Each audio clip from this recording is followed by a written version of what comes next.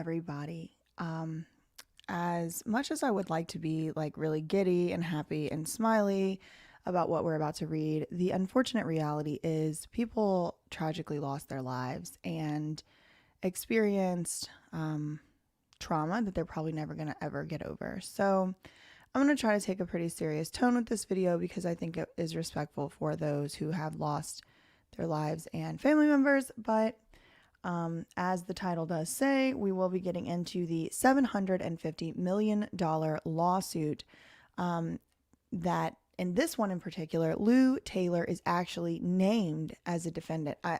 Pardon me. Let me correct myself.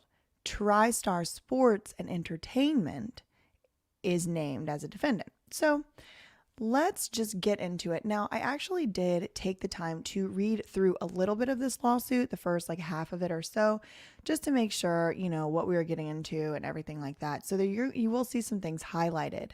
I want to point out, if you would like to, down below in the description box, there is a link to this document. If that doesn't work, there's also a link to my Google Drive, which is completely free and has most of the documents that I do talk about on my channel in it if you just want to have access to those documents. I think it's very important that we, the people, have access to the documents that are going on in our court systems, our public institutions. And so I do not think they should cost money, but in fact they do.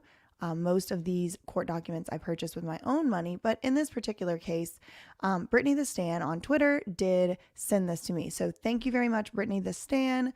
You guys should go give that account a follow if you are looking for Britney Spears updates about her conservatorship or basically anything else. So Brittany the Stan, thank you for this document. And without further ado, let's just get right into it. Now, again, I know a lot of y'all have issues seeing these documents when I'm reading them. I have made them available for you in the Google Drive. Okay, so the named plaintiff in this lawsuit seems like the main one seems to be a story of a young person named Axel Acosta. And we will read about Axel, who very tragically and unfortunately, needlessly, senselessly, and predictably lost his life at this concert or event, whatever you want to call it. So we will see this last name, Acosta. That is one of the plaintiffs, and very unfortunately, that young person has lost their life. So you do see, excuse me, it was filed at 4:20 p.m. on November 16th, 2021 in Harris County, which is where Houston, Texas is located. Now, we're not going to do the exact line by line thing here today, which is one of the reasons that I did make it available for y'all. I don't want to be accused of like keeping information out, but also some of this stuff is very tragic, very traumatic, and I just don't see the need in re-traumatizing people. If you want to go and read it yourself, please feel free to do so. Thank you, Vamp. Oh, thank you so much. I have so many UK followers. I love y'all. Okay. So in any law case, you're going to see all the plaintiffs. Sometimes there's only one, but as you know, in this case, you can see there are over 100, and all the plaintiffs, that's the people who are suing, are listed there, right, on this left side of the page. And then it just keeps going, keeps going, keeps going. Then you have this V here. That's the verses, right? And then everyone listed on the other side of the V is the defendant or are the defendants. So the defendants in this case are Apple, who's the number one defendant. Looks like they're going the most for Apple. The second one is Travis Scott, whose legal name is Jacques Webster II. You also have Drake, whose legal name is Aubrey, I guess that's Aubrey Graham. And then the fourth defendant that is named in this lawsuit is Tristar Sports and Entertainment Group. It goes on to name Cactus Jack Records, Grand Hustle Management, Epic Records, and many more. Live Nation is a big player here, and Sony is associated and affiliated with Live Nation. So I don't know why Sony hasn't been named in any of these lawsuits yet, but we'll see. Maybe they will. So I just want to give a quick content warning. There are some very tragic descriptions here. So if that's something that you're not necessarily in the mood for on this fine Saturday morning, I would advise you to please leave this video now. There are some pretty tragic descriptions that will follow. There are no pictures, there are no videos.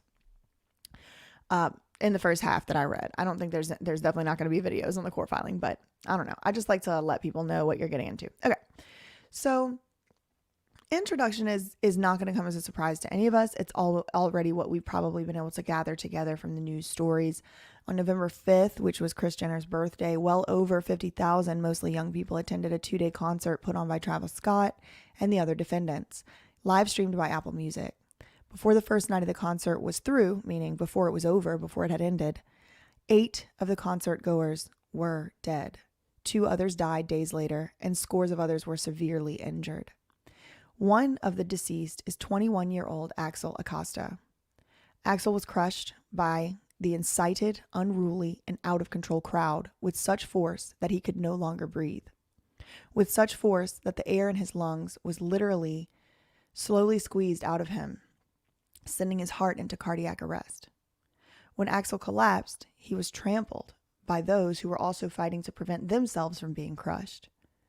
As he laid there under a mass of humanity, dying, the music played and streamed on for almost 40 minutes.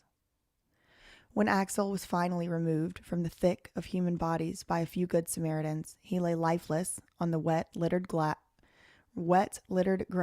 at the edge of the chaos. And honestly, like, that's why I wanted to give y'all a little bit of a warning before we went into this, because you can really imagine, just based on the videos that we have seen and the pictures that we have seen, just what that really truly looked like. I mean, people had no concern. A lot of people, not everybody, but a lot of these folks had no concern at all whatsoever for human life. I mean, I'm remembering that video of the one young person climbing to the top where there was a videographer and she's screaming, "Someone is dead. Use your earpiece, use your intercom, use something, help, stop to do something." The guy, like, someone told her, "If you don't get off of this platform, we're going to push you off." Like, the depravity, the complete and utter disregard for other people's human life and human experience is something that I cannot fathom or comprehend.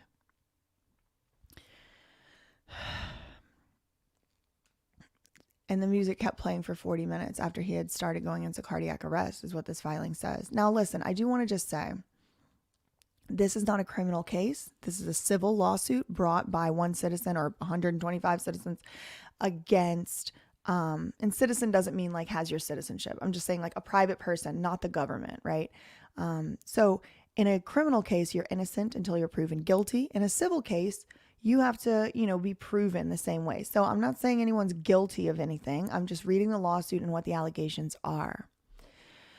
When Axel was finally removed from the thick of human bodies by a few good Samaritans, he lay lifeless on the wet, littered grass at the edge of the chaos, while frantic and understaffed medical professionals worked to restart his heart to no avail.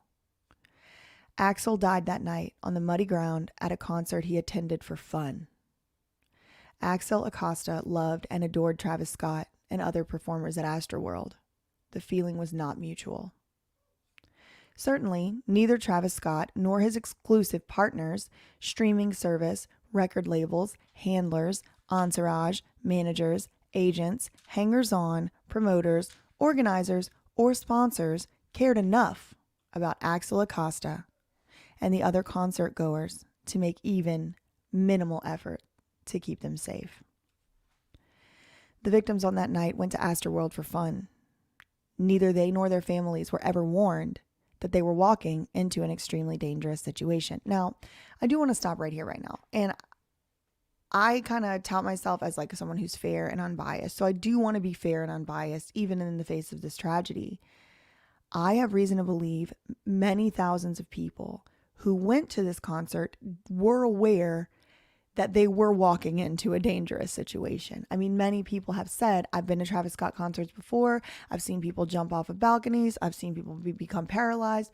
And so I do not want y'all to take that as me saying they deserved what happened to them, because they did not. But I want to be very, very fair And the truth is ultimately all I'm really concerned about, and justice.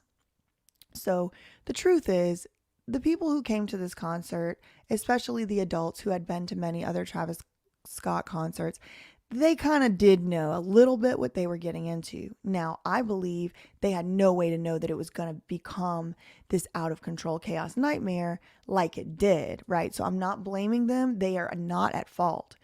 The people who are at fault here are the organizers, the planners, the people who had some control over the situation. The attendees are not at fault. It is not their fault what happened. But this particular sentence I do take a little bit of issue with, because I think that's a lot of the people did kind of know what they were walking into. And a lot of the people bad actors did contribute to some of this, right? But the fault does not lie with the audience here. And that is my opinion. If y'all have a different opinion, I respect that. Please leave your comments below. That's just my personal opinion right now. The deaths and injuries that occurred were needless and senseless, and the suffering caused the families and all other involved will be endless. So he's saying, if y'all watched my first and second video on this Astroworld situation, you know that we've already discussed the standard for negligence. Thank you, RA. And the standard for negligence in a private action is four elements. You have to have a duty that was breached. That breach has to have caused harm. Duty, breach, causation, harm, right? So here they're going to try and plead gross negligence, which means there was a duty. They breached the duty, which would conceivably be to keep the audience members from dying, right? Causation, the audience members actually died because they breached their duty to keep them safe. And then, of course, you would have to prove harm, which I don't think will be difficult to prove at all in this case. Okay. So this case is brought by more than 125 victims of the defendant's senseless gross negligence. So he's telling us it's more than 125 victims. The damages sought are those for the loss of mental and physical health and human life. The plaintiffs bring this case seeking more than $750 million. Sorry, 750 million. Yeah, numbers are.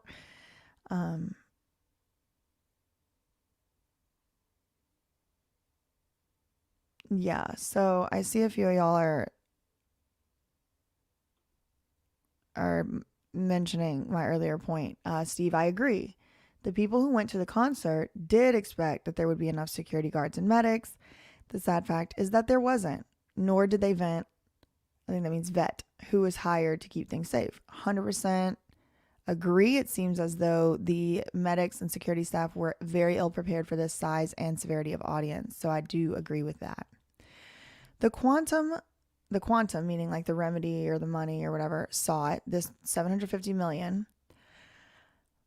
includes sufficient punitive damages. Punitive damages are like a punishment. It's not like to make, there's damages like restitution where you have to pay for someone's like medical bills and sometimes even their pain and suffering, mental, emotional distress and stuff like that. But then there's something called punitive damages where it's like, when you do something so grossly negligent, so horrible and terrible that it's just, you need to be punished. Like the law needs to literally just punish you. And that's what a punitive damage is. And then the lawyer goes on to describe it and says, punish and make an example of all involved, right? This amount, this $750 million, is really partially to make an example of Apple and Lou Taylor's Tristar Sports and Entertainment and all that. All the people involved in the streaming, promotion, organization, and failed execution of the concert, and also to encourage those who engage in such activity in the future to do so with safety at the forefront, not just as an afterthought. And then we have some footnotes here. So this is a very important part. I've seen a lot of people saying like, oh, the refunds are just a trick or a trap, and actually think that y'all might have been right. Because look at this footnote. It says, the plaintiffs have been offered, that means the people who are suing here, have been offered a full refund for the cost of the concert. This offer is a transparent and grotesque effort of the defendants to limit their liability, after the fact, to the families of those killed or injured. The defendants, that's those people getting sued, will no doubt argue that their exposure is limited to the price of the ticket, And failing that, it will attempt to force all concert goers, regardless of their age or adequate notice, into binding arbitration, so a jury trial can be avoided.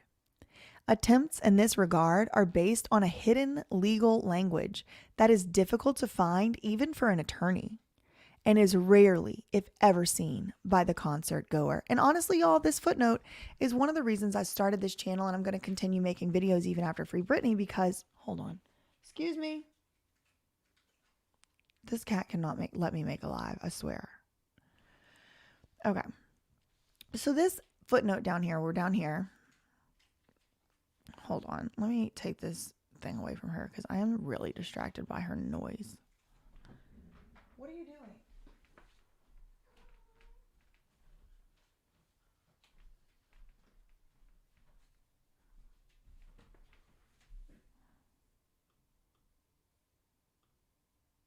Okay. So.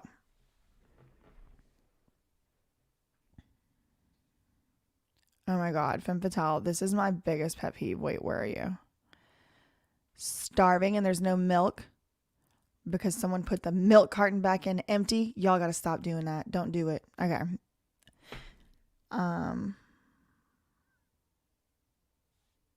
Okay.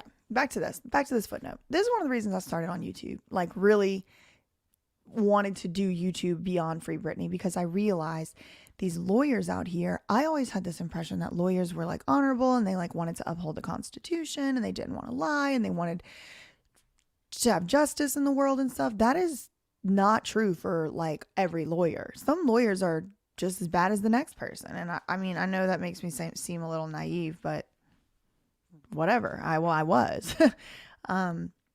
I started to realize that lawyers would use the law as a way to trick people and as a way to bamboozle people and as a way to sneak in unjustly benefiting themselves or their clients at the detriment of truth, justice, and fairness. And that just doesn't sit right with me. So this lawyer is saying the same thing. He's basically saying, or I don't know, maybe it's a team, but basically this lawyer is saying, these defendants, Apple and all them, Live Nation, whoever else, are trying to refund the cost of these tickets. But whenever you accept the refund, there's all this fine print. And in that fine print, it says, you don't get to sue them. How does that even work? Like, think about being like in a room full of people. Like, just think about being in a room full of like 5, 6, 7, 8 people. And they're all these high ups at like Live Nation and Sony and Apple and stuff. And they're sitting around going, ooh, you know what's a good idea? I got an idea. Let's give everyone their money back. And then the big headline will be, oh, tickets refunded.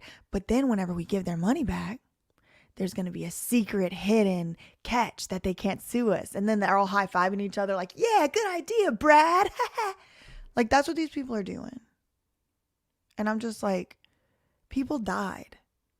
People lost little children. Little innocent baby children, 9, 10 years old, died at this concert. And y'all are sitting around a boardroom trying to sneak in clauses. Like, not everybody that goes to these concerts has like all that extra money. Like $300 back might be a huge deal, but they're taking away their right to be able to even sue them. And that's what this footnote says. I mean, correct me if I'm wrong. Their offer is a transparent and grotesque effort to limit their liability to those victims. The defendants will no doubt argue that their exposure is limited to the price of the ticket, and failing that, will attempt to force all concerts. So they're saying, look, the lawyer's saying, I anticipate Sony, Apple, Tristar, Jock Webster, and all these Travis Scotts and all these people are going to start saying, oh, no, we are only liable for the money they spent for their tickets, and we already returned it. And look, even if that wasn't true, they agreed to arbitration in this tiny little fine print that's hard for even a lawyer to read. Even a lawyer would have a hard time deciphering this, and they put it in there so that they can trick these little kids. Look, they say it regardless of their age or adequate notice. They're trying to trick them into settling their case outside of court. But we all have a right to a jury trial.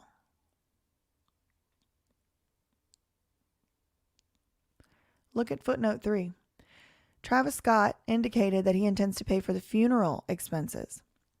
of the deceased, those who've passed away. He made sure that his intentions were publicly reported, right? PR.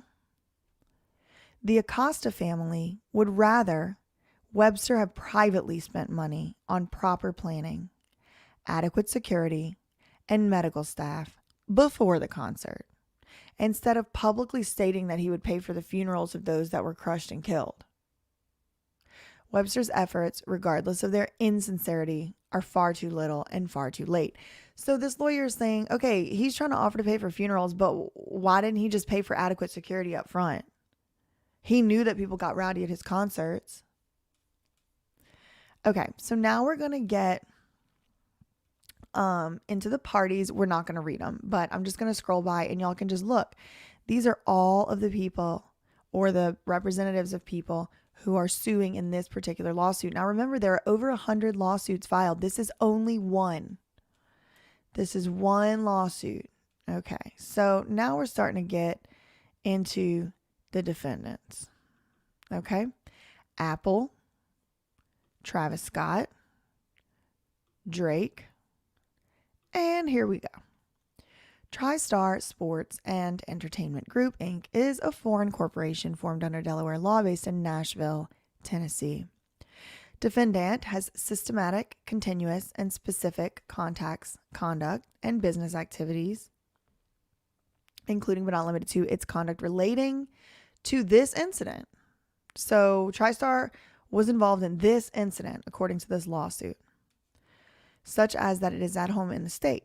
This defendant may be served to the Secretary of State of Texas to be forwarded to its Tennessee-based registered agent, Louise M. Taylor, at 11 Music Circle South, Nashville, Tennessee. Now, Louise M. Taylor, for those of you who are new to the channel, actually is Britney Spears' former business manager. And I have some personal experience with Louise M. Taylor's tactics because only 3 months after I had started my very first lawyer job ever, my dream job in Manhattan in the MetLife building, this tall, beautiful building and this marble floors and all that, right? Like I had made it.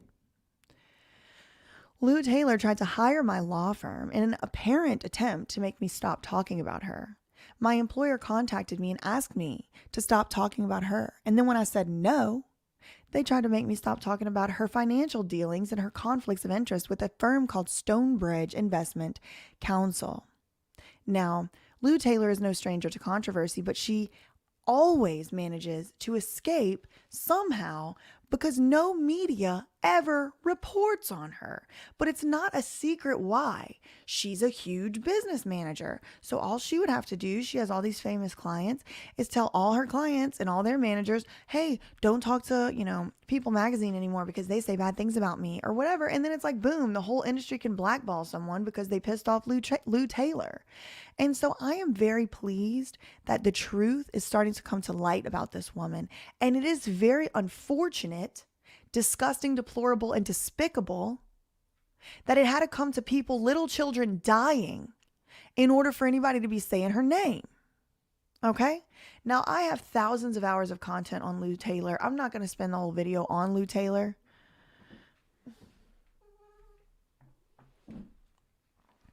But I did just want to get that part out. So she's been named here as the registered agent for her own company, Tristar Sports and Entertainment Group. Now we have another defendant, Cactus Jack Records. Now I do have a video coming out having to do with Lou Taylor and Cactus Jack Records, but Cactus Jack Records does use Lou Taylor's Hollywood address for their registered agent or for their agent for service of process. So Lou Taylor is all involved in this company as well. Grand Hustle Management is something we'll get into a little later. And then Epic Records, which is, I want y'all to flag this because I do have another video coming out about Larry Rudolph and Lou Taylor where Epic Records is going to come back up and it's going to be important. But just remember, Epic Records is named in this $750 million lawsuit. Then a bunch of other defendants, including Live Nation Worldwide and Live Nation Entertainment. Now, this is just like the security people, the technical people, the Harris County Sports and Convention Corporation, So they're just naming all the defendants here and saying where, this is like a logistical section where you would serve process on these folks. Now we get into the jurisdiction, like why are we bringing it in this court as opposed to somewhere else? Okay, factual background. Now, from each of these defendants, they basically say the same thing. So we're not going to read all of them. We're just going to read Apple's because it's the longest one, and then we'll go down to Tristar. So Apple is a multinational technology company with hundreds of subsidiaries providing a multitude of music services. One of its services, Apple Music, partnered with Live Nation and ASM in order to promote and live stream the events of Astroworld 2021. Apple actively promoted and advertised the partnership and the Astroworld concert and intended to profit handsomely from it. Apple was well aware of Webster, that's Travis Scott's, violent lyrics, and then they give an example, and it ain't a mosh pit if ain't no injuries, and his encouragement of conduct that would cause injury at the event. Apple was well aware of Webster's repeated violent rhetoric, both at concerts and on social media. Apple knew he had encouraged his fans to attempt to attend his concerts without a ticket. Apple knew that Travis Scott had been arrested for inciting crowds. Thank you, Chris. Apple knew that Webster in the past had repeatedly encouraged the concert crowd to disregard security. Apple knew that that Travis Scott had encouraged concertgoers to jump from the balcony, causing at least one to fall and be paralyzed. Well, I don't know if you... Jump and fall are kind of like two like very opposed verbs. Like, I don't mean to laugh, it's not funny, but like when you jump, it's intentional. When you fall, it's unintentional. So I'm not sure if the guy who was I think the guy who was paralyzed jumped. I don't think he fell. I think he intentionally jumped, which is important. It is important to make sure we're telling the truth. We can hold people accountable and still make sure we get the facts right? And I think we should be responsible when we're writing legal documents as lawyers. Did he fall or did he jump? Because jump and fall necessarily imply two separate things as far as the intent of the person who was injured. Does that make sense? But Apple did know all this stuff. I'm not, like, when I criticize things, it's just because for me, the important thing is the truth, not a side, right? Like, I don't usually fall on anyone's side of anything. Like, I abstained from voting in the most recent presidential election because I think that they were both senile abusers. But I mean, I'm sorry if that offends y'all. I don't care. You're allowed to have your opinions about who you voted for, and so do I. Or who you didn't vote for, right? And I completely respect your right to think that either one of them is a senile creep, because I would agree. Okay, anyway. The point here is I am usually trying to get to the truth. I'm not usually trying to be on one side or another side, because usually the truth doesn't lie on either side of an issue. It lies in the middle. So when I'm kind of picking at the lawyer's writing here, that is not me saying, oh, this lawyer's a terrible lawyer. I'm just saying, like, let's make sure we're staying to the truth and not just trying to get on a side. Does that make sense? If that is something that's beyond your comprehension, my channel is absolutely not the place for you, and I wish you well in life. Okay. Apple knew that Webster had encouraged concertgoers to jump from the balcony. Okay. Apple knew that Travis Scott had in the past encouraged concertgoers to attack and beat individuals that Travis Scott pointed out in the crowd. Further, Apple was well aware of Live Nation's long and tortured history of reckless disregard to concertgoers. Apple's involvement in the concert... Okay, hold on. Someone's saying someone was pushed. So that's like a different thing. Hold on. I want to get the facts right if y'all know facts, because I don't know all the facts. Oh, okay. So we have a few folks. We have a few folks in the chat saying he was egged on by Travis to jump, and then he was actually pushed. So, okay. Someone's saying, I saw the kid said he was pushed, hyped up concert goers wanting him to jump. There was a kid that jumped willingly. Okay. All right. Thank you, Ashley. So, according to the information I'm getting live here, folks are saying one person did jump willingly and one person was pushed. So, this lawyer's writing, I retract my statement, does seem correct. If he's saying one was jumped and one fell, right? So encouraged goers to jump, and at least one fell. So if what y'all are saying is true, then this, I retract my statement. This lawyer is saying the appropriate thing if what y'all are saying is true. Okay, good to know. Thank you. Okay, Apple. Okay, here we go. Here's another one. Further, Apple was well aware of Live Nation's long and tortured history of reckless disregard to concert goers. Apple's involvement in the concert placed a stamp of credibility to the concert and created even more excitement about it. Okay, so they're saying, look, Apple basically like put their stamp, like they gave him a platform, essentially, right? Exacerbating the wild and out of control atmosphere. And I can't disagree. It was wild and out of control. Apple made no efforts, this is the allegation in the document here, to ensure that the concert and performance that it had promoted and that it had exclusive rights to was executed safely. Thank you, Hope. Apple made no efforts to warn participants of the danger involved. Apple's decision to partner with Live Nation. Yeah, I have a lot of information coming out on Live Nation, y'all. Don't worry. I have like a lot of videos in the works. If you missed my vlog yesterday, you should definitely go watch it because it's just super fun and silly for 11 minutes and it'll give you a jolt of happiness. I tell my first story of my first exposing corruption and it was Santa Claus. Anyway, it just made me, I've watched it like 3 times. It makes me really happy to watch it. Okay. Apple made no efforts to ensure, okay.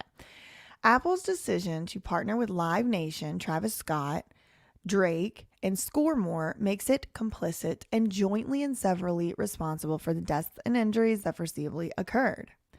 Apple cannot reap the benefits of an exclusive partnership and streaming video from the concert without sharing the blame for how horribly it was managed. Now, I don't know if that's true or not.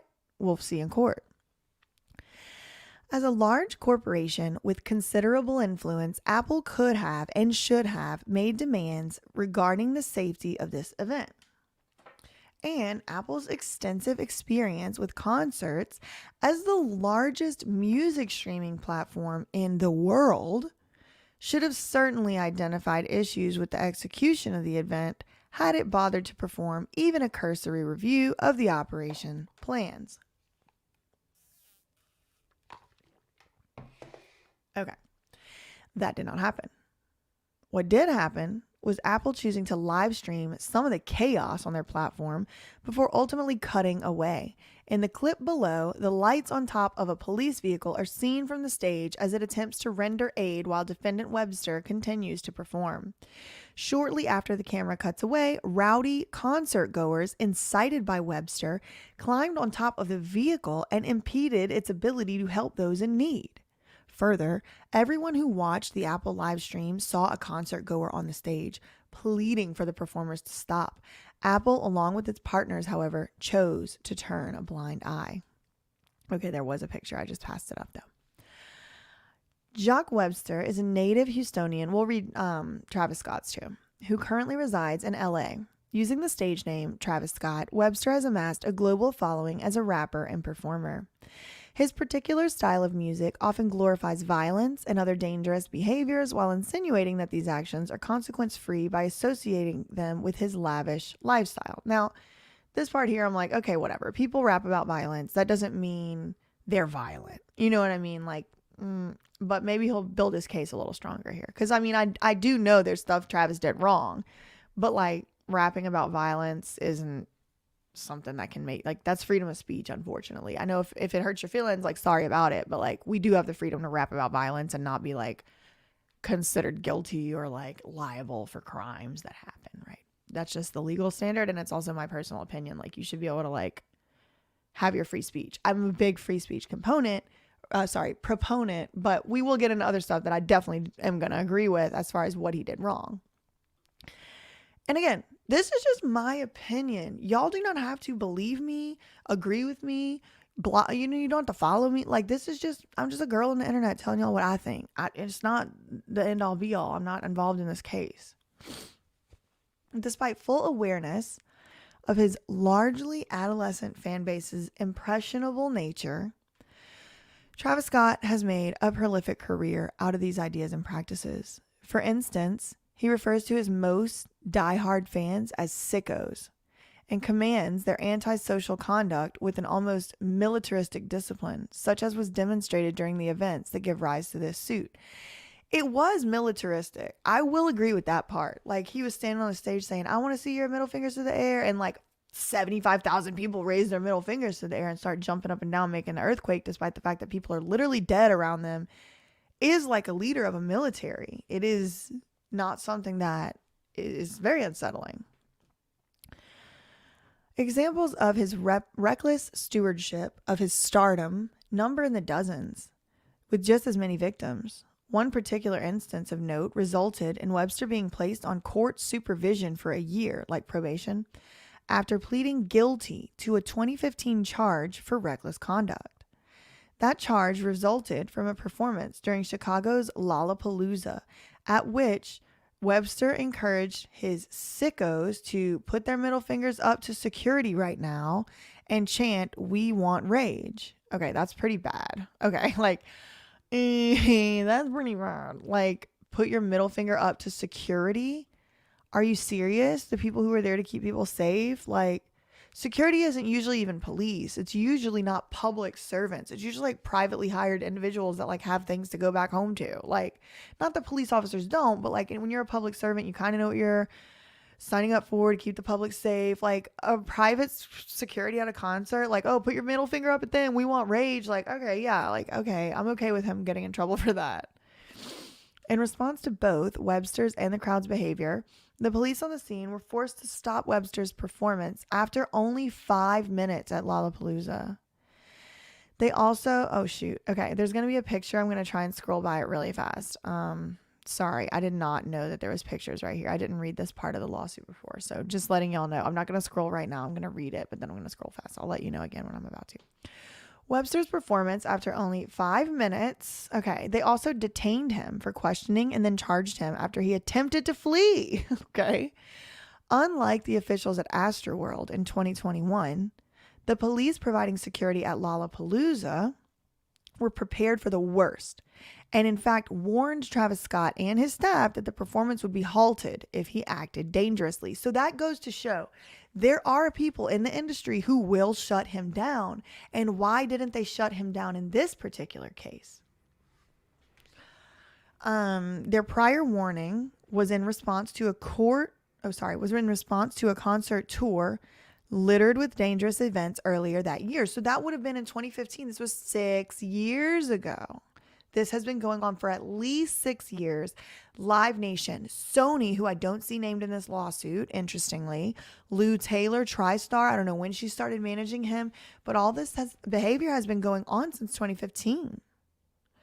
Webster himself encouraged and celebrated these dangerous events from his Travis Scott Instagram account. Some of the foolishness is shown below. Okay, I'm actually going to cut away from the thing so that y'all don't have to, oh my God, this is terrible. Oh my God. I don't know if y'all are like this, but for me, seeing pictures of other humans like in pain or like body fluid, like anything like that, like makes me physically uncomfortable. Like I can't breathe. Like it kind of like, I don't know. I could not be a murder attorney. I tell you that. I could not be like, I went into contracts and transactions for a reason. I am not a nurse for a reason. Like I do not like looking at this stuff. Okay. So the photos above that I just skipped, but I do have the document in my Google Drive. I'm not trying to censor it. I just personally don't want to show it on my channel, but you may go look at it for free in the link below.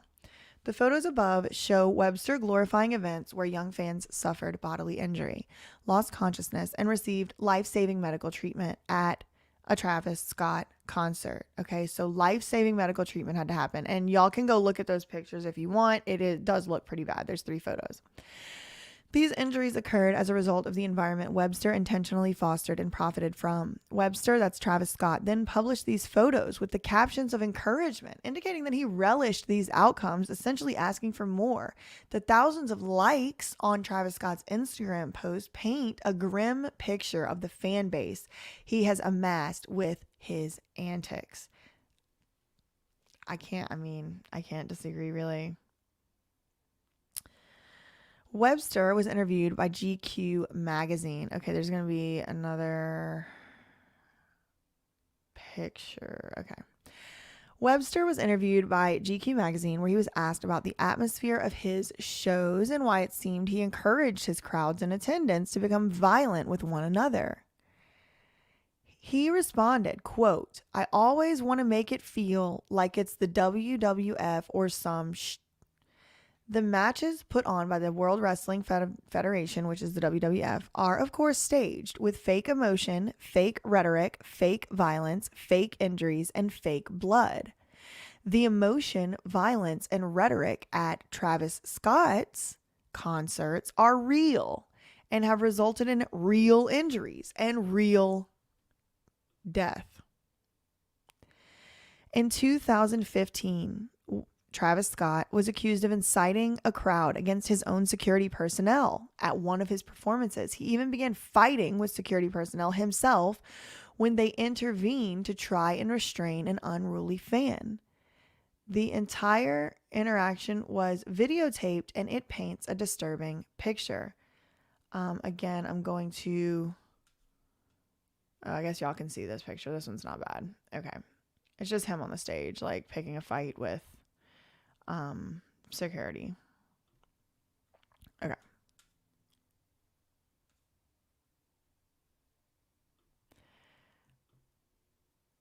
Okay, so now he says,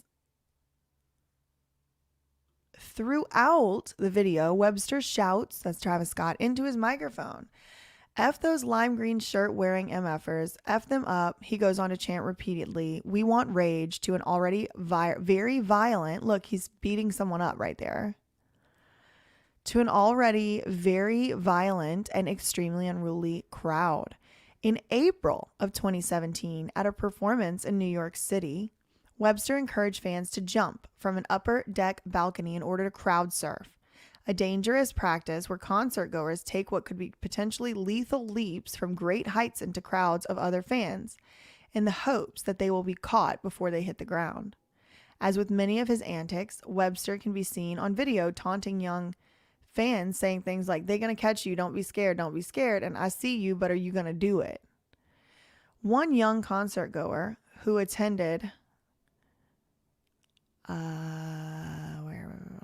one young concert goer who attended this particular show sued Webster for serious injuries, claiming he never intended to jump.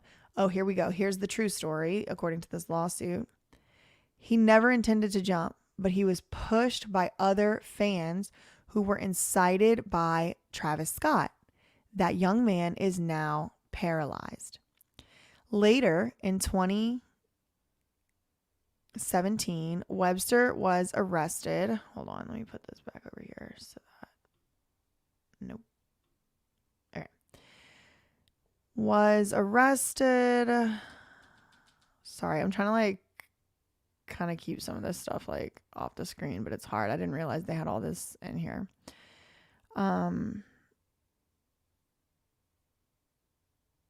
Okay. Later in 2017, Travis Scott was arrested and charged with inciting a riot, disorderly conduct, and endangering the welfare of a minor. The charges stemmed from his encouragement of concert goers to bypass security and rush the stage. During his performance at the Walmart Arkansas Music Pavilion, several people were injured.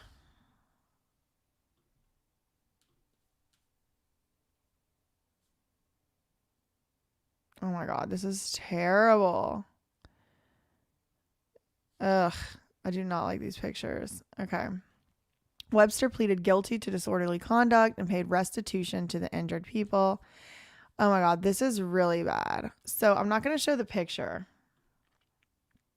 I guess I don't really have a choice but to. But look at this caption. It's a picture of a guy being carried out. He looks like he's having some type of a fit. I don't know. And then it says, "Only some make it." Ugh.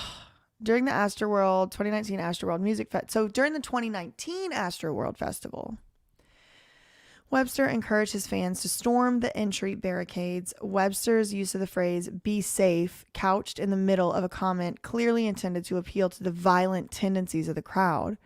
Travis Scott's attempt to encourage but also incite In the same message would be laughable if it wasn't so tragic. 3 people were hospitalized as a result of the violent turmoil in the 2019 Astroworld Music Festival. Webster's affinity for the storming of barricades and ignoring security measures appears to border on obsession at times.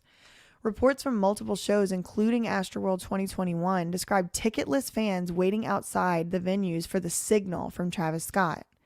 These fans are either to sneak into the show by climbing over or around whatever fencing may be in place, or to use mob force to knock down barriers. And here's his tweet. The tweet has been deleted. And we still sneak in the wild ones. In, period, space, exclamation point, exclamation point. Blah, blah, blah, blah. Webster's tweet from May 2021, shown above, which was sent after the event had quickly sold out, indicates similar intent for Astroworld 2021. Webster, of course, has since deleted this tweet. In addition to posts he makes via Twitter, Instagram, and other social media before his concerts, and in addition to the way he conducts himself at the concerts, Webster's lyrics themselves perfectly describe his attitude about concerts and how concert goers should behave there. As an example, the following lyrics appear in a main verse of Stargazing, one of the more popular songs Webster has released. Packing out Toyota like I'm in the league, and it ain't a mosh pit if ain't no injuries. I got 'em stage diving out the nosebleeds. Okay, that's pretty bad. It's difficult to take those words at anything other than face value. I mean, that's kind of my takeaway. Like, I feel like you can like rap about, like, as much as I agree, like, you can rap about violence, you can rap about whatever, but like at some point, this is very literal about his shows, right? Like, I'm packing out these concerts. I have people jumping to make themselves injured, right? Yeah, I mean, I don't I don't know what else to like say like about that. Okay, so now Drake, I guess we can read his because it's like really short, and then we'll read Tristar's, and then everybody else is kind of like, whatever. Okay. I don't mean they're like, whatever, but like all these allegations start to get repeated over and over. You'll see what I mean. Defendant Graham, like Webster, so Graham means Drake, is a popular musician who performed at the 2021 Astroworld concert. And he was actually on stage with Travis Scott at the time that it was going on.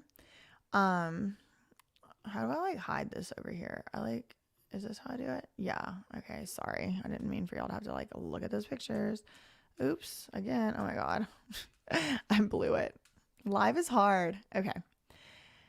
Who performed at that? While Graham does not have as prolific of a history of inciting violence as Travis Scott, Drake has greatly benefited from the sicko legacy. Drake has performed with Travis Scott on multiple occasions, making millions of dollars despite the numerous incidents described above. When Drake accepted Travis Scott's invitation to perform at Astroworld 2021, he was well aware of the damage that Travis Scott had caused at his shows in the past. Drake was also well aware of the anticipated size and volatility of the crowd and the likelihood of incitement. Drake, of course, could have insisted on more and stricter security and more and better trained medical staff prior to having his name and brand associated with the event. Drake failed to do so. Instead, he did exactly the opposite. He bolstered Travis Scott's credibility and crowd size by performing alongside him with no stipulations, which we do not know that. Like, it's not, I'm not a Drake stan. I don't know his music from anybody else. Like, I really don't. Like, I like his music more than Travis Scott, but like, that's all I really know. We have no idea what Drake and his team did try to do before this concert. So maybe this attorney knows something we don't, but like, it just says he bolstered by performing alongside him with no stipulations. I have no way to know that. Like, Drake might have said, no, I do have a stipulation. I need my security there. Whatever. I don't know. We really don't know. I mean, but I do see why they named Drake in this lawsuit, but I think it's way more Travis Scott's fault than Drake. He also refused to end the concert as the deadly chaos ensued. That is, I do agree with. Like, he could have said, look, dude, I see some stuff going on in this audience and it is freaking me out and I need to go. Cause like, I feel like I would have done that. I would not have associated with that. Like, once I saw people passing out and getting crushed and screaming and stopped the show, I think I would have got off the stage at the least. Like, that's not stopping the show, but it kind of is, right? Like, just leave the stage. Rather than end the concert, Drake continued and then after went for a party at Dave & Buster's and then to a strip club where he spent more than $1 million. Great. Tristar Sports and Entertainment Group, which is also known as Tristar, handles business management for defendant Webster. Upon information and belief, this corporation has represented Webster throughout all the incidents described herein, and that corporation tried to hire my law firm to make me stop talking about her, and I quit my job because I cannot be silenced. The defendant was well aware of Travis Scott's repeated violent rhetoric, both at courts and on social media. This is Lou Taylor's Tristar Sports and Entertainment. Tristar knew Travis had encouraged his fans to attempt to attend his concerts without a ticket. Tristar knew that Travis Scott had been arrested for inciting crowds. Tristar knew that he had been known to encourage the concert crowd to disregard security and even beat them up. Tristar knew that Travis Scott had encouraged concert goers to jump from the balcony, causing at least one to fall and be paralyzed. Tristar knew that Travis Scott had in the past encouraged concert goers to attack and beat individuals that Travis Scott pointed out in the crowd. Tristar is well aware of and has participated in each incident where fans have been attacked, mangled, injured, and trampled upon. So he's saying each incident. So he's trying to tell us Lou Taylor has been with Travis Scott since 2015, which makes me think, was Lou Taylor behind Travis Scott and Kylie Jenner even starting to date in the very first place? I don't know. People who know more about that timeline than me, let me know. So now we have a tweet from my dear friend, Mona Lisa Nee 81, that says, of course Travis Scott wouldn't stop the show. His business manager is Lou M. Taylor. All they care about is money, no matter who gets hurt. I hope they sue the out of Travis Scott and Lou's company, Tristar Sports and Entertainment Group. And you have a nice pic here of Lou Taylor and Travis Scott cheesing it up for a nice pic, having fun, being happy, making money off all these people getting nosebleeds. Okay. Cactus Jack Records, Grand Hustle Records, and Epic Records. Cactus Jack Records is a record label founded in 2017 by defendant Travis Scott. He started Cactus Jack not only to gain greater financial control over his music, but also to profit from other talent that he signed to his label. Cactus Jack has branded itself as a label that promotes and encourages violence and recklessness, and it is now known for such behavior. Grand Hustle Management is an Atlanta-based record label founded by rapper Clifford Joseph Harris Jr., which is T.I., and his business partner, Jason Jeter. I don't know how to say his name. Thank you, Nancy.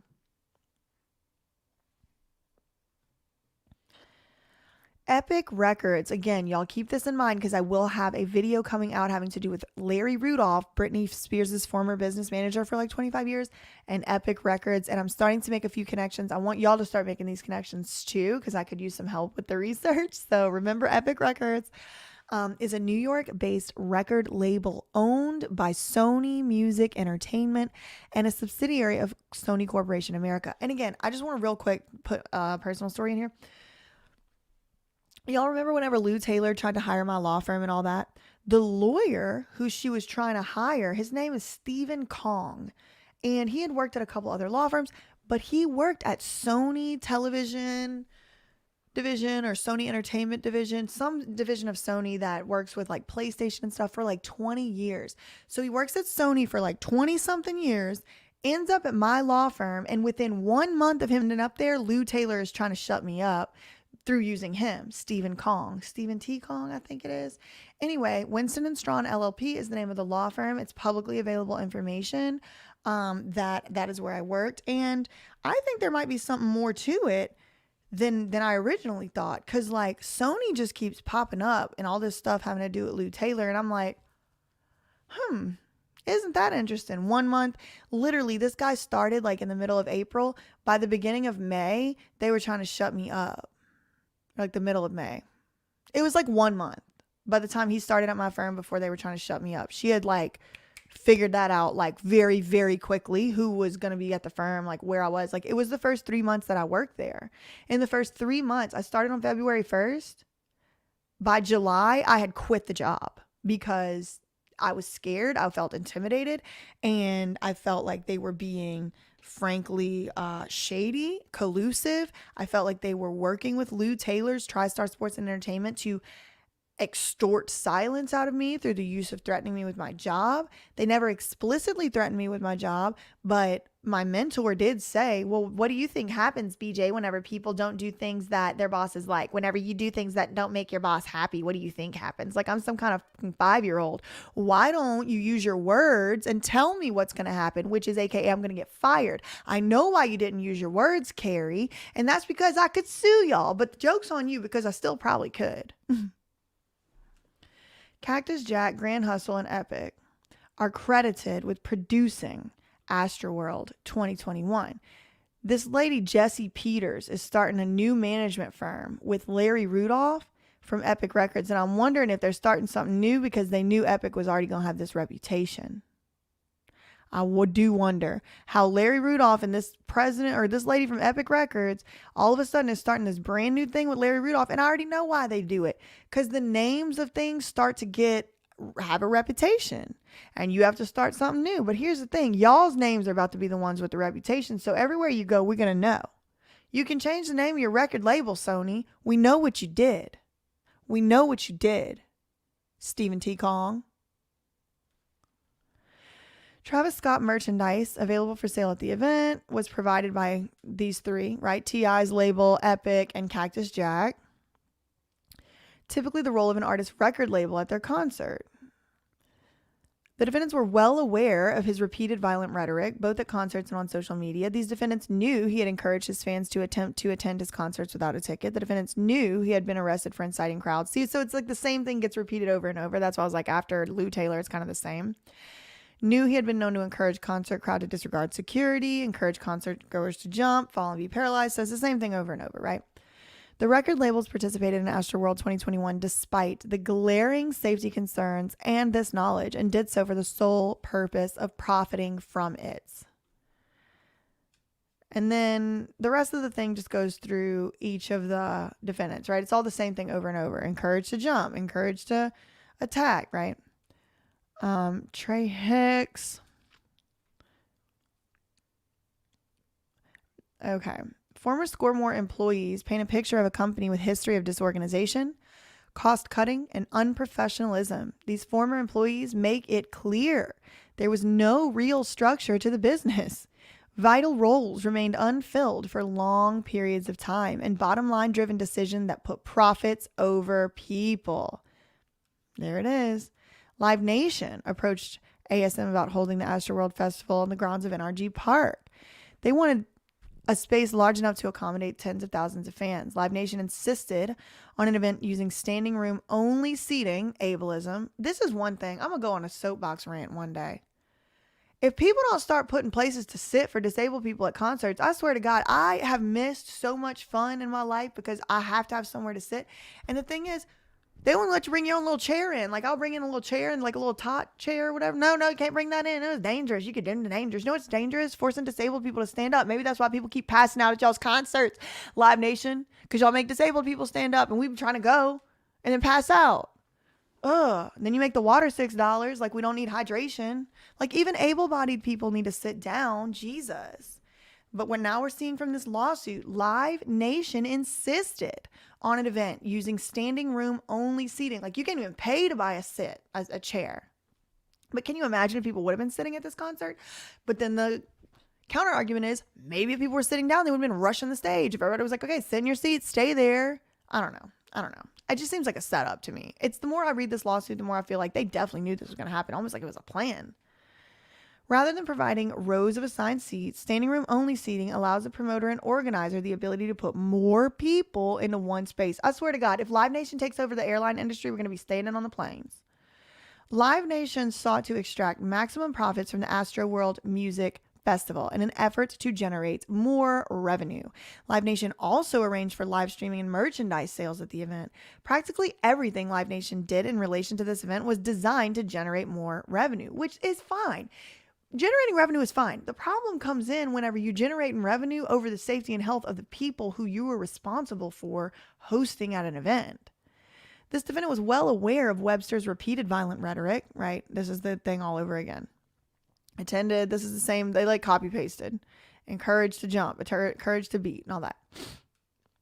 Live Nation, this is important, also contracted for security and medical care at the event. So Live Nation was the one who was responsible for the security and medical care. However, Live Nation did not seek to ensure these services had adequate training and staff for an event expecting more than 50,000 attendees. Live Nation sought to only check off the box for providing security and medical care, and instead focused on the revenue generating aspects of the venture. And this is where we've arrived in society. A lot of people don't care about our fellow human anymore. It's all about money. And it's all about profits, and it's all about just seeing what we can extract out of each other. And it's disgusting, and I hate it. But this is all trickling down from the way that we are treated by these huge corporations. Live Nation is responsible for like half the concerts. Like, I mean, they are huge. They might be the biggest, like, excuse me, hold on. The biggest, like, promoters in the world. I mean, just go to Instagram and look at Live Nation Las Vegas alone and see the talent that they have their claws in. And so it's not like Live Nation doesn't have the resources and doesn't have the knowledge and data to know exactly what goes on at these concerts. And it's just like, instead of mitigating for that, they just let people die. In my opinion, they kind of killed people. I mean, I'm surprised these people aren't being charged with like homicide and stuff. I mean, it really is like getting a little out of hand. Like, the more I read, the more outraged I really am. This is not the first time Live Nation has been negligently discharged. This is not the first time Live Nation has negligently discharged its duty to maintain a safe environment for its patrons and staff. According to a review of court records, official complaints, and news reports, since 2006, Live Nation has been linked to at least 750 injuries and approximately 200 deaths at events in 7 countries. Live Nation has also come under federal scrutiny for work safety and antitrust violations. Comment below if y'all want me to go through the antitrust lawsuit with Live Nation. I'm just finding out about that. Antitrust means you're like a monopoly, like you're getting too big, like you got to get broken up. Live Nation has also come under... In 2017, Live Nation was forced to reach informal settlements in lieu of steep penalties regarding numerous worker-related violations. I want y'all to see my tree. My microphone. I have a new... Can y'all see my tree now? Merry Christmas. I just put it up before Thanksgiving this year. Anyway.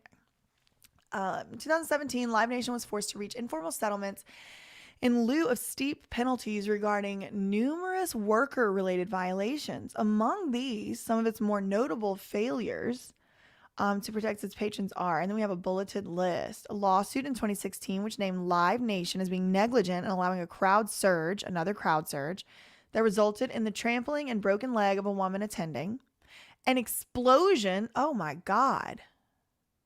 Oh, okay. Okay.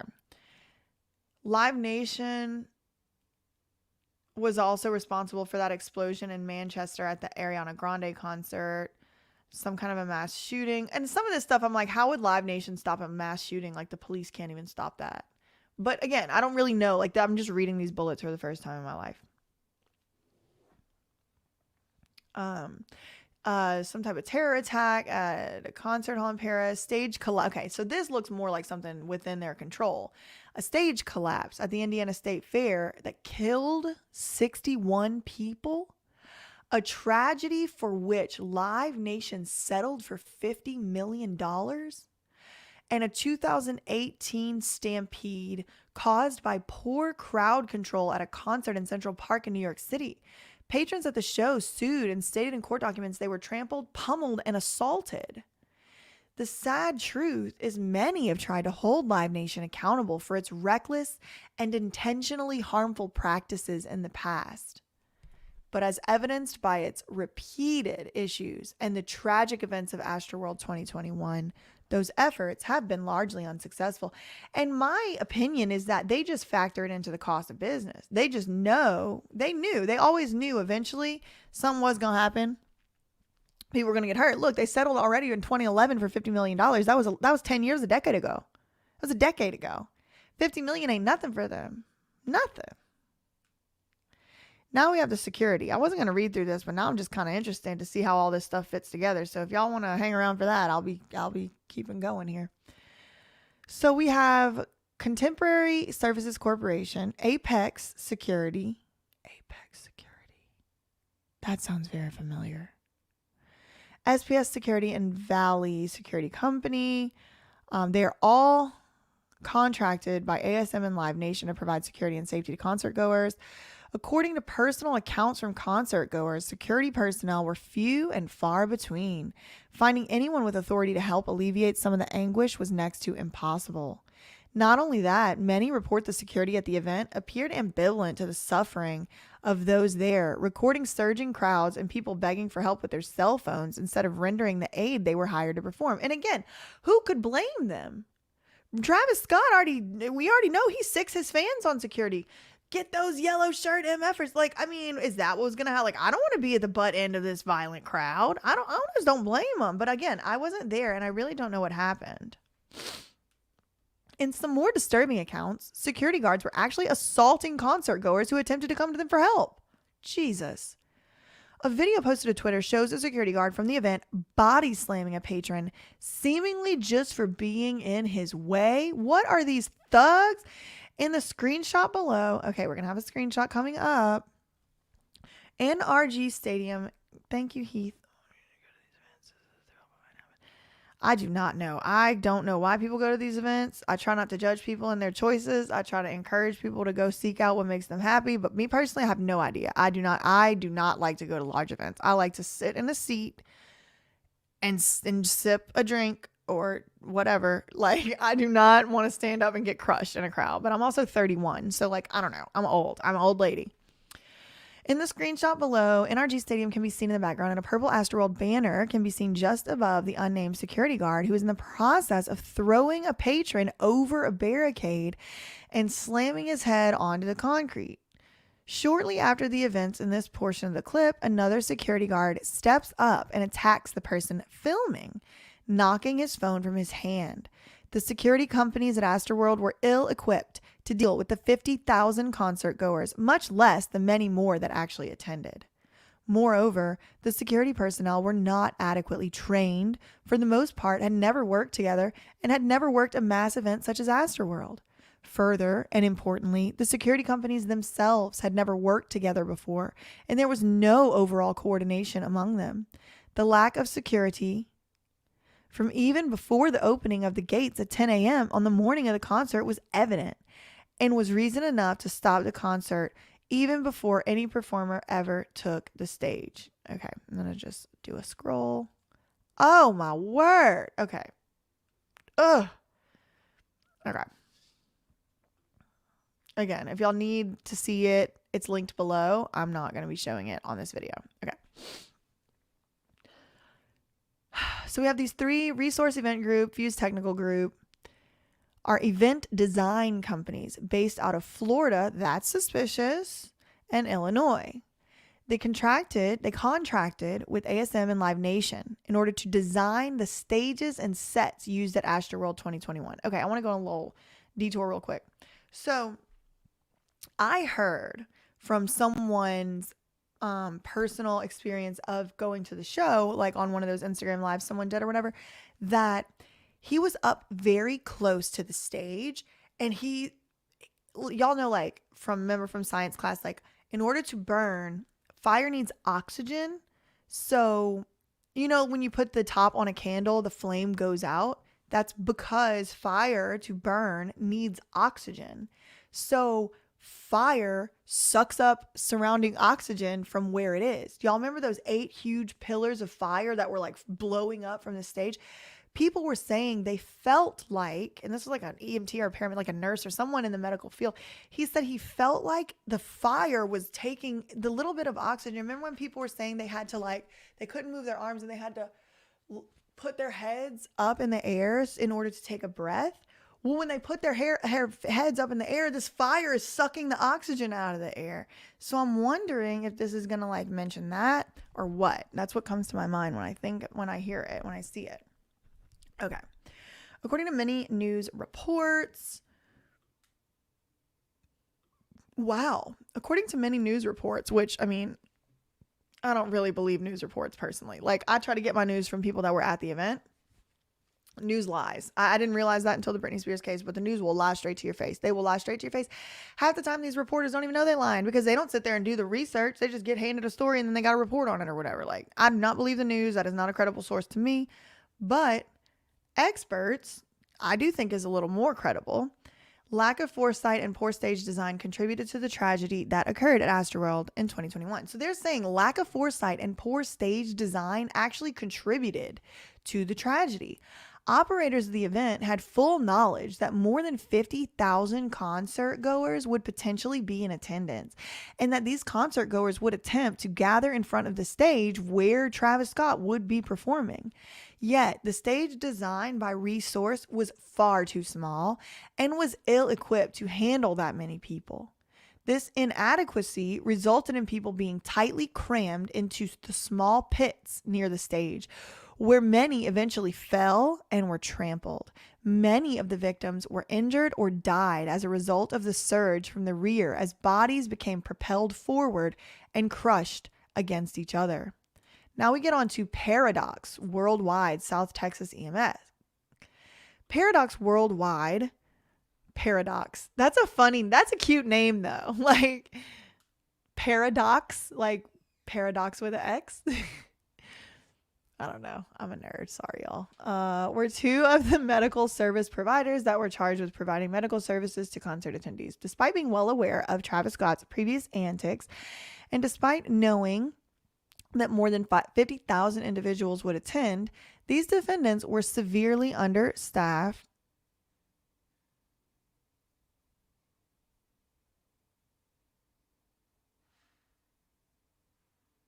Oh, wait.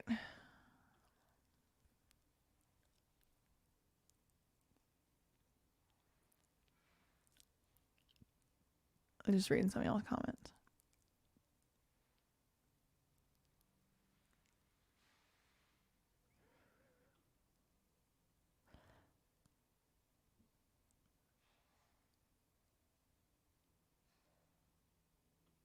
Oh, shoot. Okay. Okay. I'm still mad about him putting the milk back empty.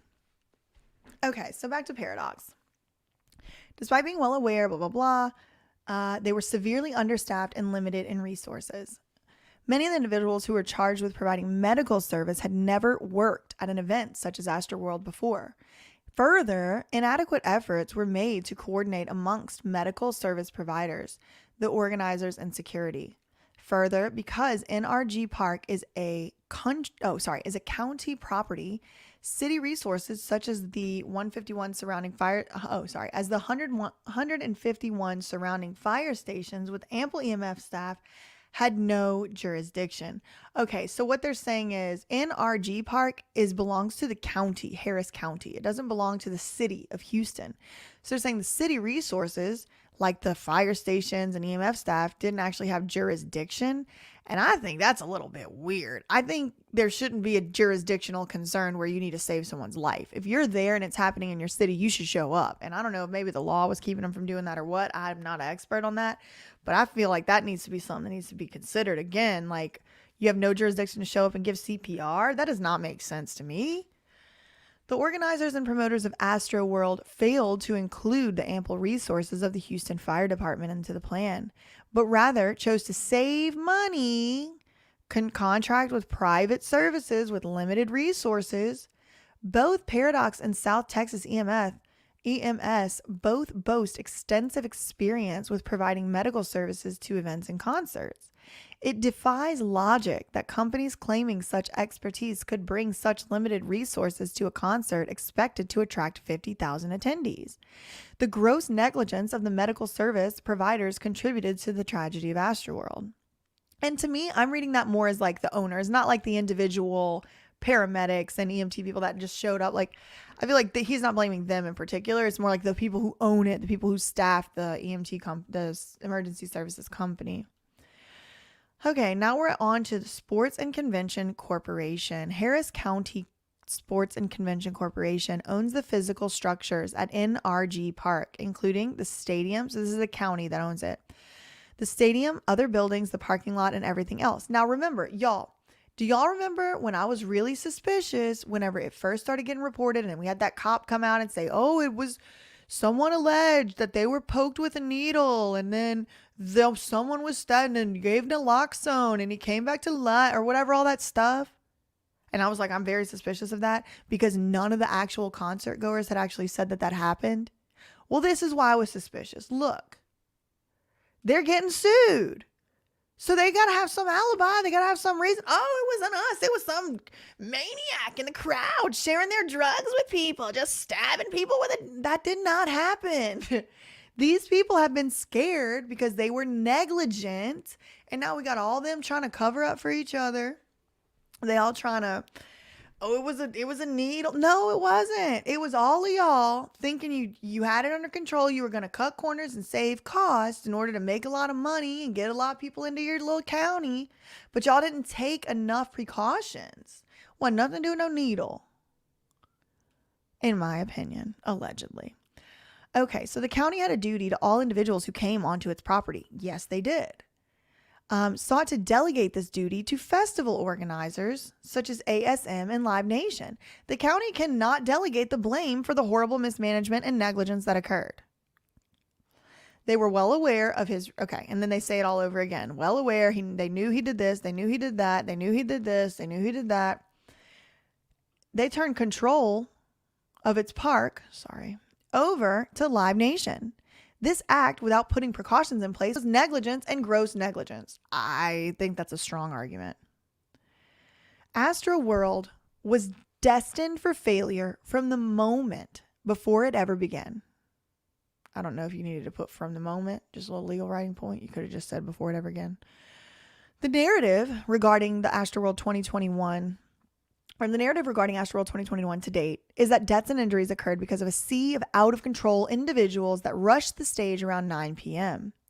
According to reports, immediately before and then during the time that Travis and Drake were on stage, a crowd surge toward the stage started, causing injury and death. This widely reported narrative paints an incomplete picture. Ooh, tell us. What's the complete picture? The truth is that the tragedy of Astroworld was in the making weeks before the event. Oh, wow. This is all new to me. I have not read this part. NRG Park, they got it with these names like it's like energy. Located on property owned by the county, Harris County.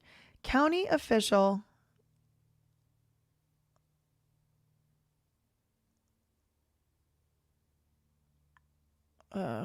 y'all talk about all kind of stuff in these comments. County officials have authority and oversight for all events held in the park. However, within the city's power is the authority to regulate what are designated as special events, to include events occurring at NRG Park. Emails, permit applications, and plans related to Astroworld 2021 reveal a pattern of late filings, rubber stamp approvals, and half-hearted efforts to ensure the safe execution of the event. Rubber stamp approval means nobody actually really did no approval. They just like took their little stamp and went, okay, get out of my face. These documents reveal that the failures of Astroworld began well before the first concert goer crashed the security barricades the morning of November 5th. Despite Travis Scott announcing the event on April 30th, the first communication regarding Astroworld 2021 from Travis Scott with the Mayor's Office of Special Events did not occur until October 25th, little more than a week before the event was scheduled to take place. On Halloween, that's October 31st, in response to concerns raised at a public meeting, Travis Scott submitted revised plans. Whoa, tell us more. Okay, so Travis Scott announces this whole thing April 30th, but he doesn't get in touch with the mayor's office until October 25th. What was he doing during all that time? I don't know. And October 25th was only a week, like just a little bit more than a week before he was supposed to actually perform. Then on Halloween, like 5-6 days before he was supposed to perform, they had this public meeting and people raised concerns. And then Travis Scott submitted some revised plans. Although the mayor's office approved these revised plans the next day, debate between officials regarding those plans continued. Then, on November 2nd, a project manager in the mayor's office notified a state transportation official of several NRG park requests and complained that they had arrived extremely late to run through the typical steps. Y'all, I did not know this. The plan, however, had already been approved by the mayor's office, and the concert was set to go on in just 3 days. The one-page security plan in the approved package only assigned 26 officers to crowd control and 60 to traffic control. After the death and injuries occurred, the city of Houston claimed that 528 Houston police officers were ultimately on the scene, but did not specify how they were approved to work the festival or when they got there. According to a statement released by the Houston Police Chief Finner, he met with the defendant Webster just prior to the event taking place to express public safety concerns. The truth is, despite his long history and despite the lack of planning or promptness in providing required documentation, Travis Scott knew that city officials would not cancel his event. He knew he could be tardy in his submissions. He knew he could provide incomplete and shoddy planning documents. He knew he could flout the rules, and yet the show would go on, and it did. The Astroworld event operations plan turned out to be a cut and paste document, shoddily thrown together with little forethought, evidencing a complete disregard to previous like events and the reckless conduct of the star performer. The plan included details on how to respond to threats such as lost individuals, missing children, traumatic injuries, deaths, active shooters, and unruly fans, but it did not address unauthorized concert goers, unruly crowds, mass casualties, or crowd surges. Given Webster's previous conduct, the operations plan ignored the most deadly and foreseeable threats that could be encouraged that day. Whoa. Harris County owns NRG Park. The city of Houston permits special events. To ensure that there are no gaps in safety or confusion in execution, proper prior planning of an event at NRG is essential. Failure to properly plan can create gaps in safety and blind spots in security and medical care for those that attended the events at NRG. One such gap at Astroworld 2021 was the insistence on using private medical providers' service to provide care for any sick or injured. The capabilities of the Houston Fire Department dwarf most of like services in the United States. For cost purposes, however, the professionals at the Houston Fire Department.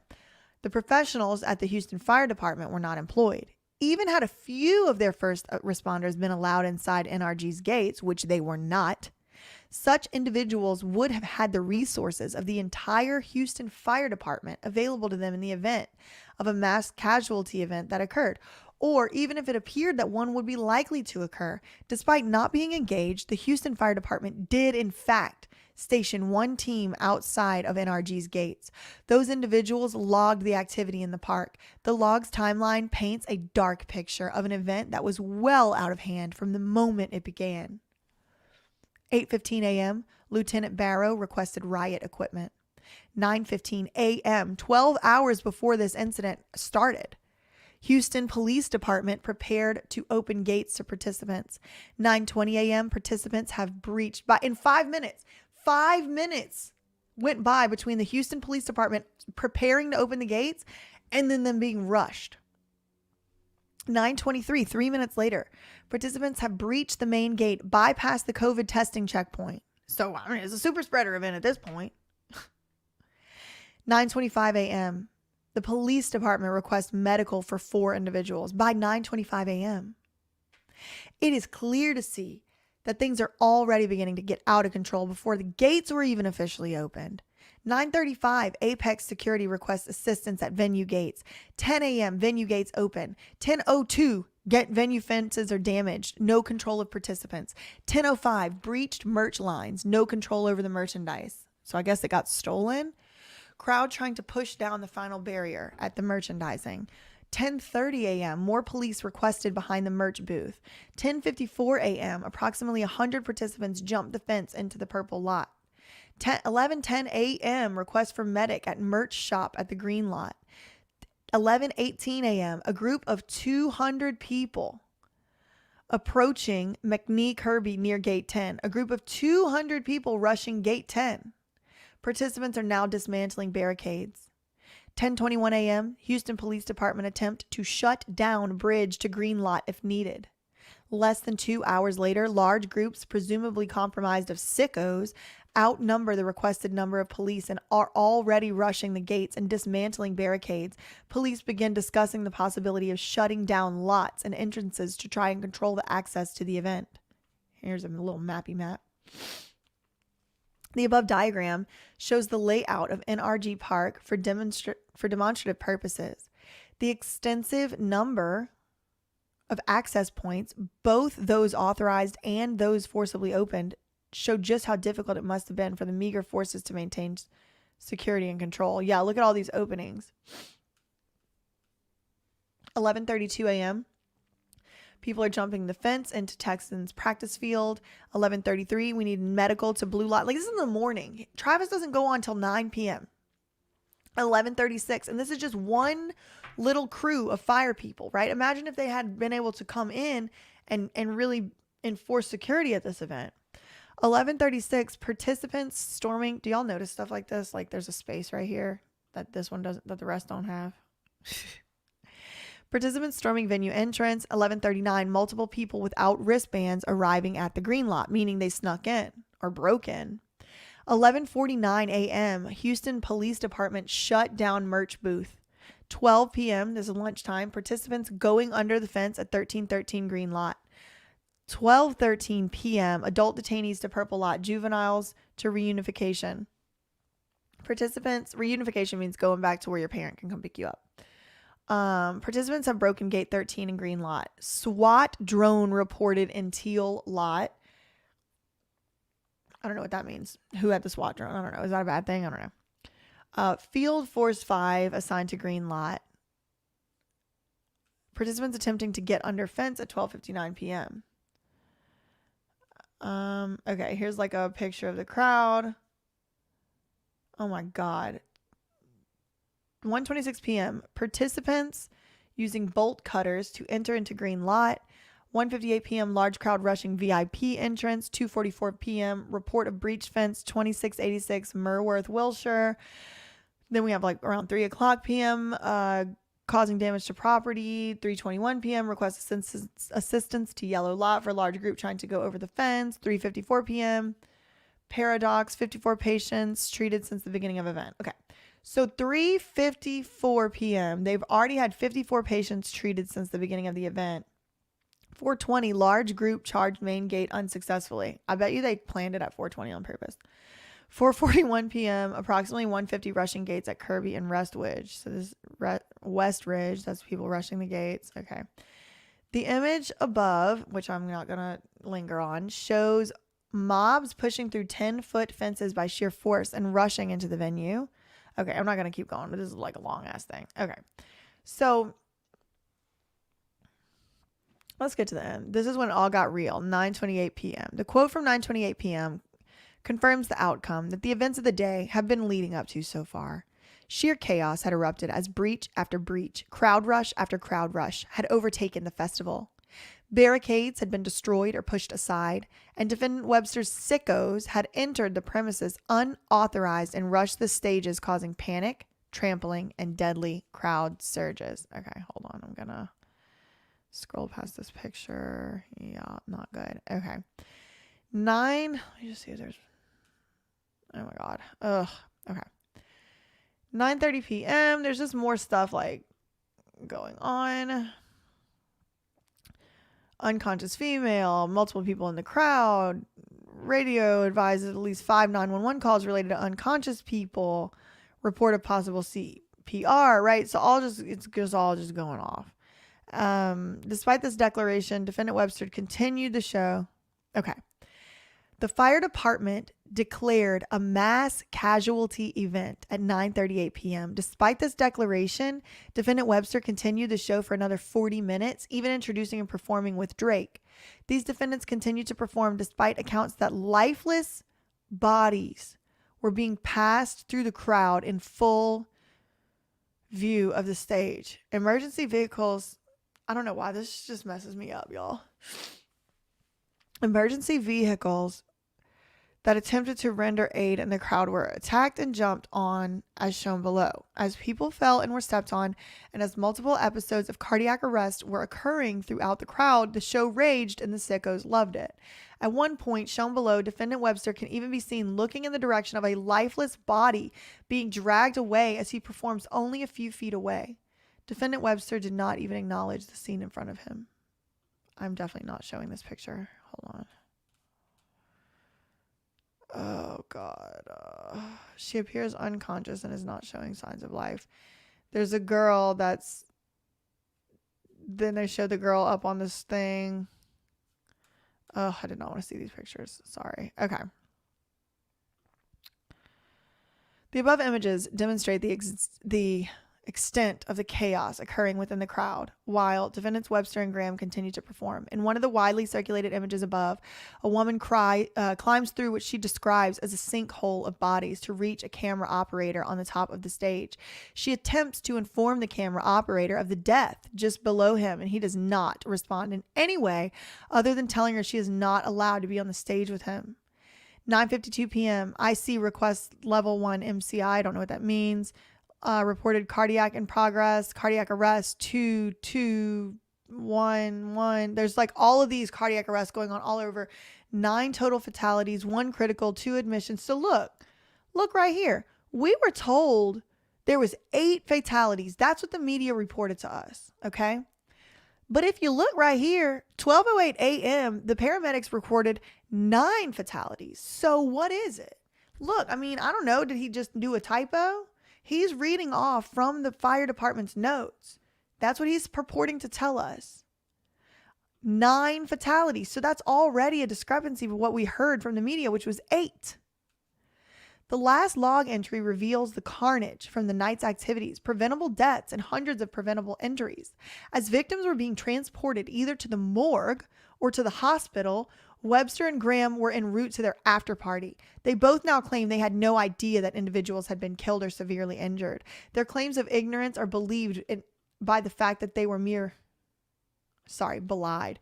Their claims of ignorance are basically contradicted by the fact that they were feet away from literal bodies being carried from the crowd.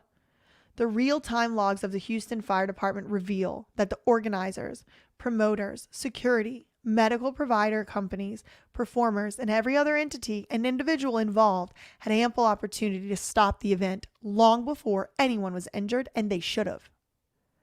All are jointly and severally responsible for failing to do so. So then the causes of action are gross negligence,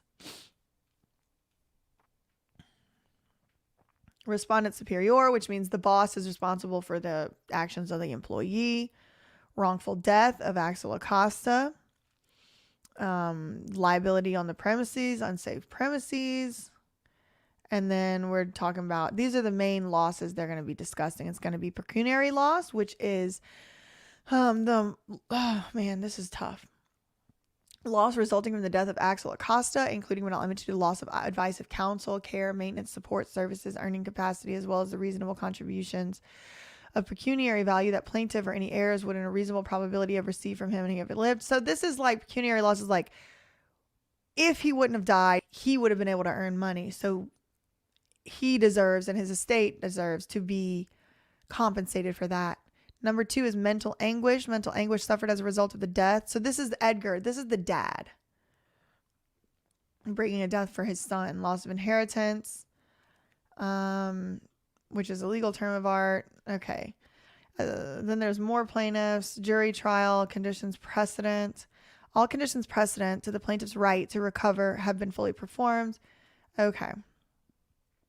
Plaintiffs pray for judgment against defendants in the amount of $500 million for actual damages, pecuniary losses, mental anguish, loss of companionship in society, loss of inheritance, pain and mental anguish, medical expenses, and funeral expenses.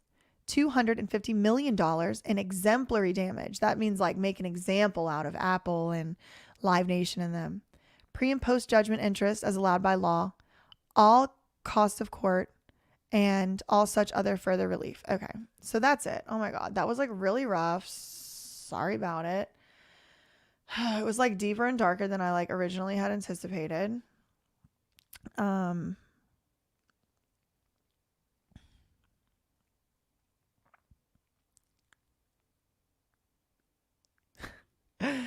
People survived on LSD and love at Woodstock. Oh my God, Someone said Woodstock 99 was a disaster, though. Nothing to this scale, no deaths. I've never been to a concert. Honestly, I'm going to start just dancing in my room, too. You're welcome. So, concerts are fun. This was not a concert. Yeah, I mean, I don't know. I'm not really... Thank y'all. Y'all like my Christmas tree? I put it all up so y'all could see it, and I put it in that corner, and like I put my mic just covers it up. I have a new mic stand that I just haven't put in. Does anybody else do that? Like you get all excited and buy stuff, and then it's like it comes in and you don't want to set it up, and it just sits in a box. Is that just me? I have a friend who's trying to pull EMT slang for y'all. Perfect. Do send it to me. Thank you. It sounded like 12 hours of hell for sure.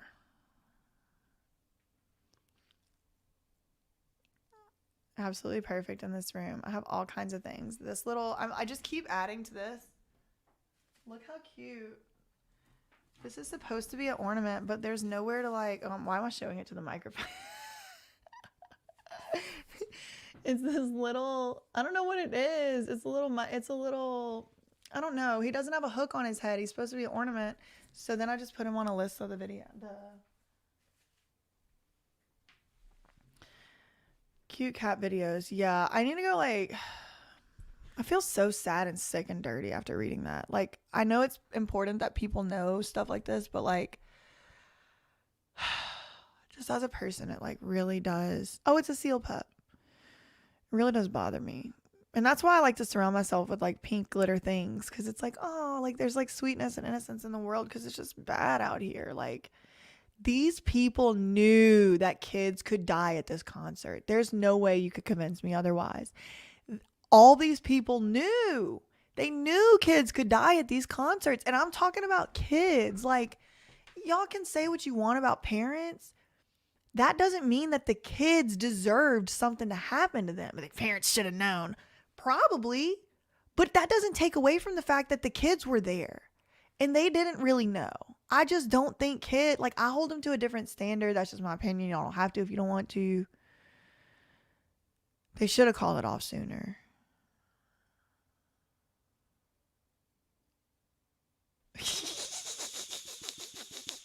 Honestly. That you are so funny, Bee Baboop. Who would ever want to go to another Travis Scott? I don't. No one should die going to a concert. Like, I understand there are pre-existing conditions. People have heart conditions, people have asthma, people have stuff can happen, and it's like, you can't necessarily always know about that, but like, right. I just keep like, I don't know if this happens to y'all, but for me, like, I get images stuck in my head and then it just like plays over and over, where it's almost like I can't even see like whatever is really in front of me because I'm so preoccupied with this like vision in my head of something. And like, for me, it's the face of that little 9-year-old boy. I think his name's Ezra. I don't remember his name, but I just keep seeing his little tiny baby face. And he's just a little kid, and he was on his dad's shoulders. And his dad said he fell down because he passed out. And when he woke up, his 9-year-old son, was not with him. Imagine the terror. And again, y'all, he shouldn't have been there. Well, he said he was at the back of the concert. He said he was trying to make it safe. And I can't blame a parent for trying to give their kid a good time. I've never heard of anyone dying at a concert. You can't be like, oh, well, he should have known. That is some victim blaming. Y'all, come on. Like, just because people knew something could happen, or just because people knew there was some rowdiness, doesn't mean that they knew they could die or lose their child. Like, ugh. And then he's got all these collaborations coming out. I will not be supporting a damn collaboration. And to be honest, any company that collaborates with him in the future, I don't know if I'm going to support that company. Dior? I mean, I don't have nothing from Dior anyway. It's not like I'm the Dior customer. Like, you know what I mean? But like, if I ever have Dior kind of money, I ain't going to Dior if they do this collab with him. I mean, Nike has a collab coming out and they've like put it off. I'm not sure I want to support Nike. Like, and I'm usually not one of those types of people that's like, boycott Nike. Like, that's so stupid for the most part. But like, in this event, people died. Like, this is death. Yeah. Danny said they've been to some wild shows and never felt like they were going to die. Like,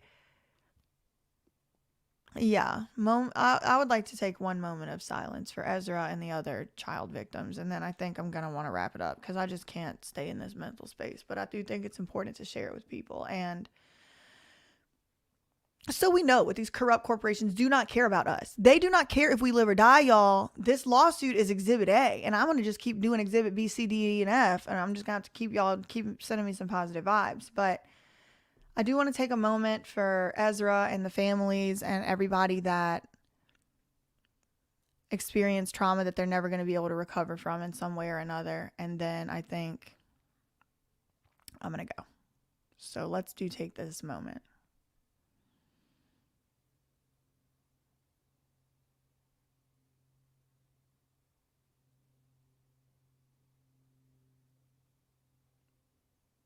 Okay, so I'm seeing a few more questions. I may answer some of the questions in the chat, but I just need to go. Honestly, it's like an hour and a half. It's like 2 hour stream at this point. I never do streams this long. Facts ain't defamation.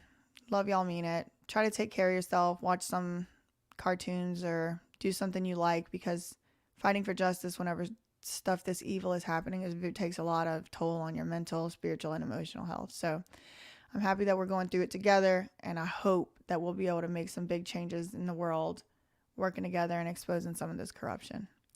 Love you, mean it. See you soon. Okay, bye.